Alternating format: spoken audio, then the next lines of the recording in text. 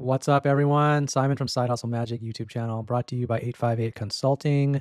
So, you have an idea for business, don't know where to start, or let's say you have a side hustle and you want to scale it up. Great. Today, I'm going to go through my top 10 pieces of advice for launching a new business. These are all the tips that I've learned over the 15 to 20 years working with Fortune 500 companies, building successful startup brands. So, let's kick it off. First off, I want to start off by saying congratulations. You're making a big first step. And you've chosen your dream job over the typical 9 to 5 daily grind that everyone else is doing. That's ultimately just making money for someone else, right?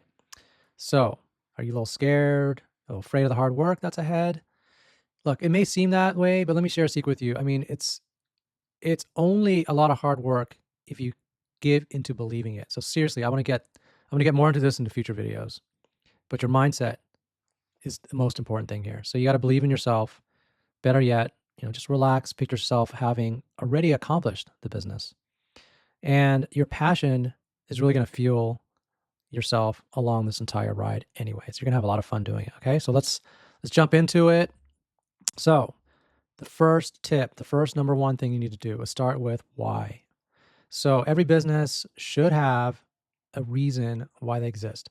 What's their mission? What's their goal? What's the problem they're going to solve? If you don't have any of these, if you're just creating another coffee shop or you're just creating another, I don't know, website developer group, agency or something like that, that's great. But I mean, if you really want to engage with your audience and make a difference and scale this business to something that's viable, that's long term, and that's going to scale, then ask yourself, how can you differentiate yourself with everyone else that's doing the same thing?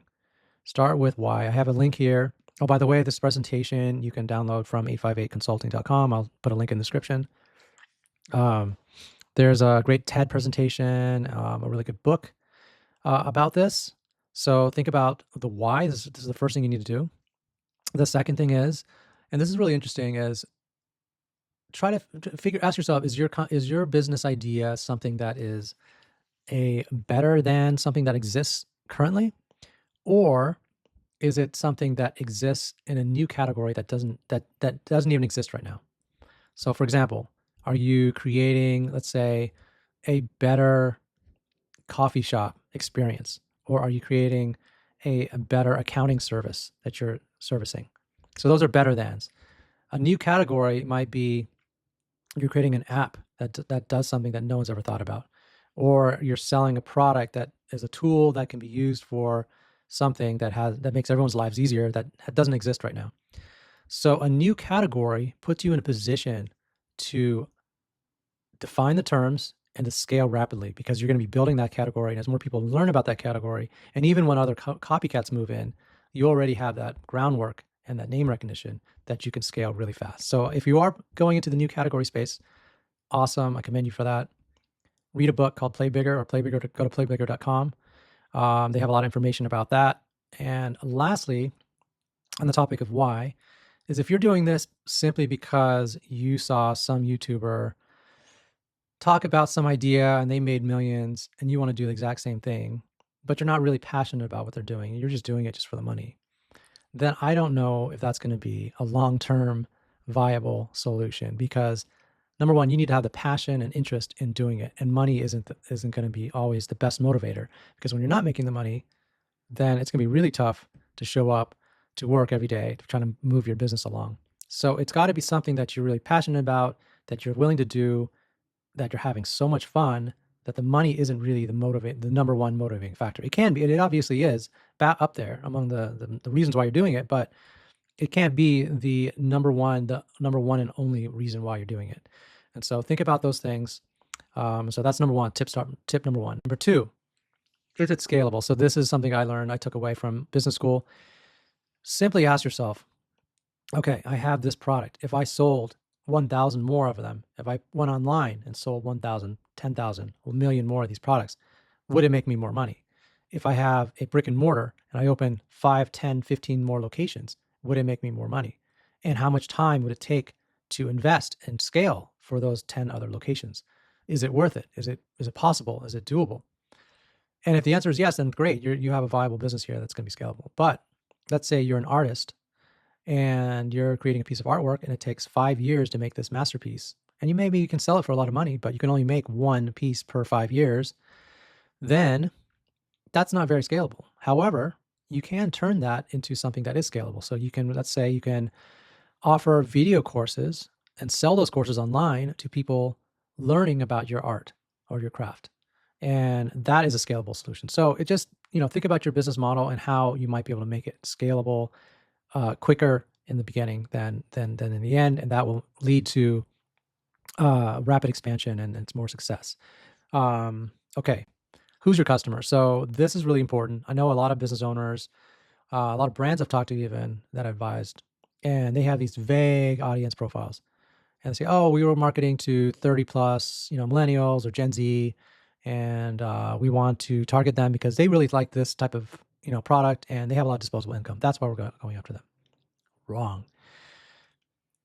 Think about who your customer is and why they would like your product or service is the first thing is one of the first things you need to do. And don't look for, the audience. Don't simply look for the audience that has the most money, because you know what? Everyone's chasing after that type of audience. Rather, look for an audience that is going to really, really, really appreciate what you're having to offer. Something that they're going to talk about, be super excited about. As they say, the riches are in the niches. So if you have something that has a smaller audience profile, that's okay. If you know they're going to convert time after time and it's going to spread like wildfire in that type of audience, then you have a formula right there for success. Another thing is, a lot of people are going after B2C, direct to consumer, but there's nothing wrong with trying to think about a business to business model as well. A component of your business can also be B2B. And there are a lot of advantages to B2B. There's usually less competition, and there's actually a potential to make even more money in that way. So think about your customer. Think about who they are in terms of, is it a business or is it B2C? And there are different variations on that. All right, number 4, you figured out your audience. Now, the next thing is to dig deep. Ask your audience. Sit down with your audience in person, not just online. I mean, online surveys, those are great. Get some initial data points, but that's not enough. You need to actually sit down and talk to that person, that audience member. The reason why you want to do this is you want to get their initial reaction. So you sit them down and you talk about the questions, the problems that they might be having. If they can identify with that problem, then you pitch them your product or service as a solution.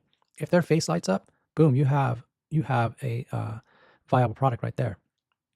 If they're a little confused, that's okay. Maybe it's the way you pitched it. Maybe it's the way you explained it.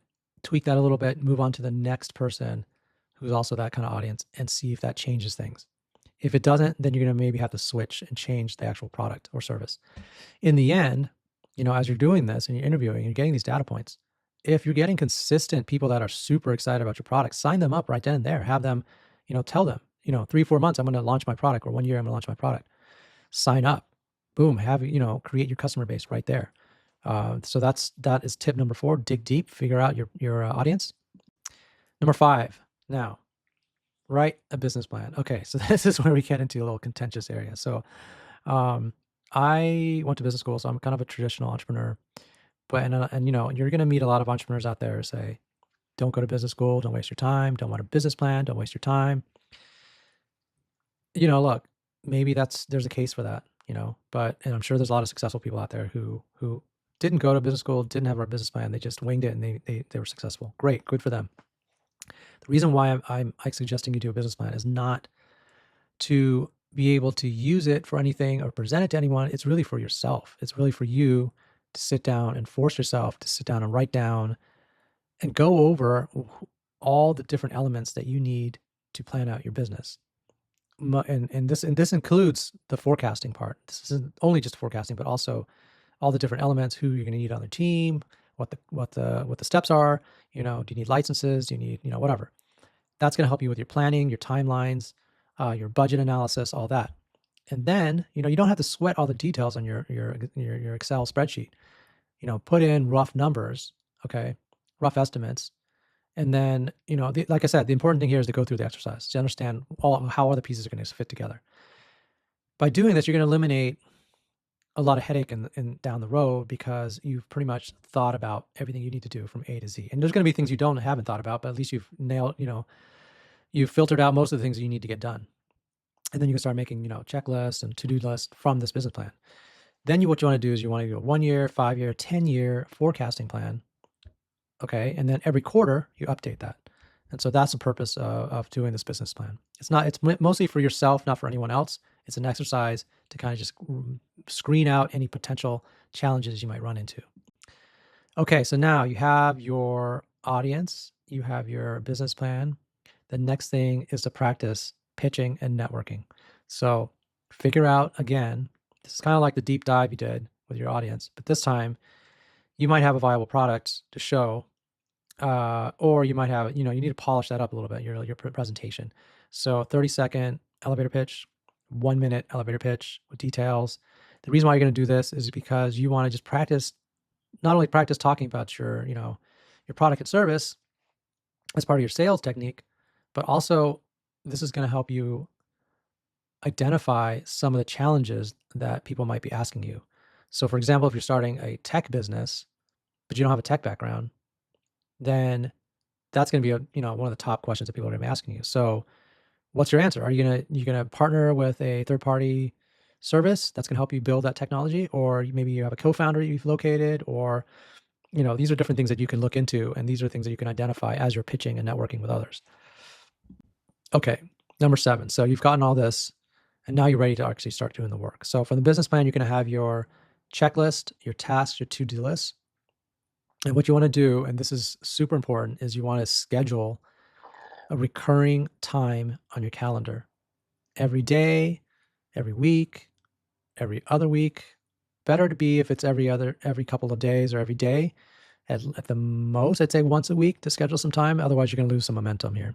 And so if you start, you want to give yourself some, on those to-do lists, you want to give yourself some, easier to do things, not things that are super complex, so that you have some momentum, you have some progress. That's going to kind of motivate you to move forward. So start with blocking out the same time every day or same time every week. And it could be, 20 minutes, half hour, 1 hour, a couple hours. If you don't think you have that type of time, think about where you can, take that time away. Don't watch TV during the evening. One day a night, 1 day a week, you're going to be doing this instead. Or take time out of your lunch, or wake up a little bit earlier. Whatever it is, set up a time that's recurring.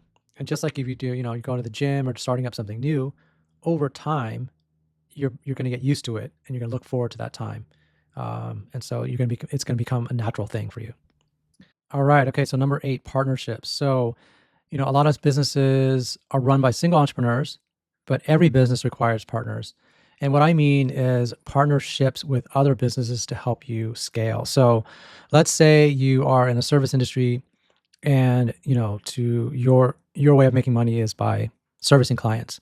And so it may cost a lot of money to run ads, or takes a lot of time to get those new clients into your pipeline. And so why spend the time, nurturing all those clients by yourself, when you could go out and find a partner, another business that has access to those types of clients, and figure out a partnership, some type of, mutually beneficial arrangement where they can give you those leads in exchange for something you can give them. This is exactly what we do at Forza Financial Services, one of the businesses I run. So we help small businesses with their financing. And so we look and we partner with other businesses, primarily that have access to a lot of small businesses that they work with. And for us to help them fund, some of their clients is beneficial to these businesses, because then their clients have access to more money to do things, to buy more things, to service other things. And so they get that benefit, and we get the benefit of a new client that we can service, and, commissions off of that funding source. So think about that. Think about ways, partners, businesses that will lend, that are basically, that may have the same access to the same client base that you're looking for, or they have a relationship with that client base that's a little bit different, but you can also offer a mutually beneficial type of arrangement. So that is super important, and it's a great way to scale and save yourself some money in terms of client acquisition.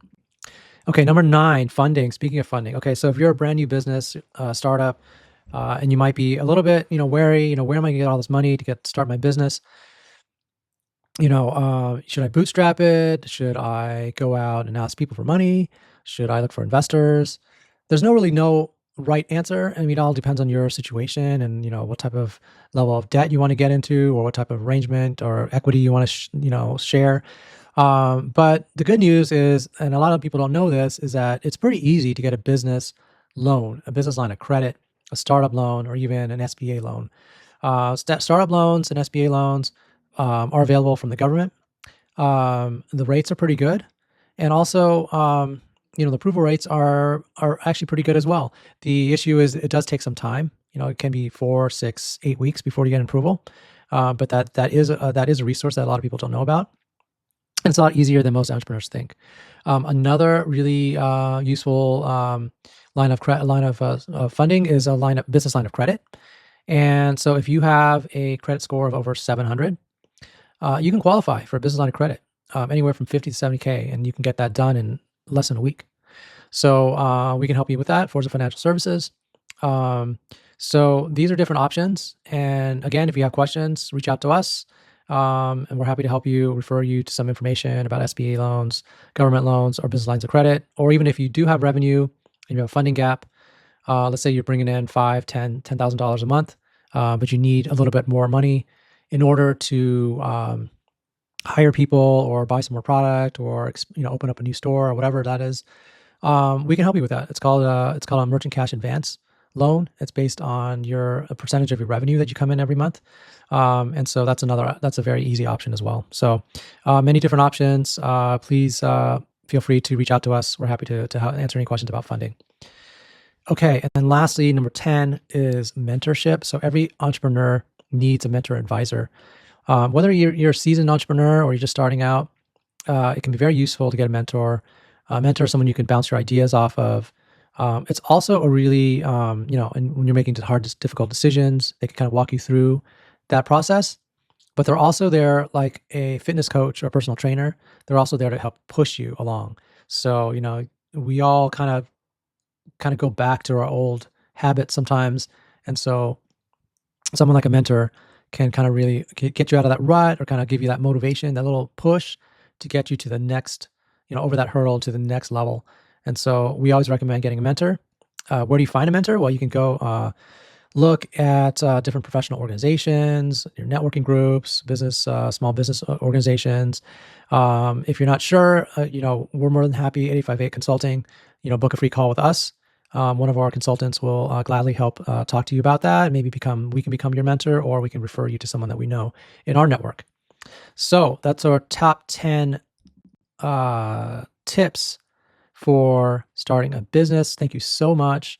Super excited about your business. Love to see if I can help you in any way. You can reach me at simon@858consulting.com. Please subscribe to this channel. Leave any comments how we can improve. And we look forward to seeing you at our next video. Thanks so much. Have a great day.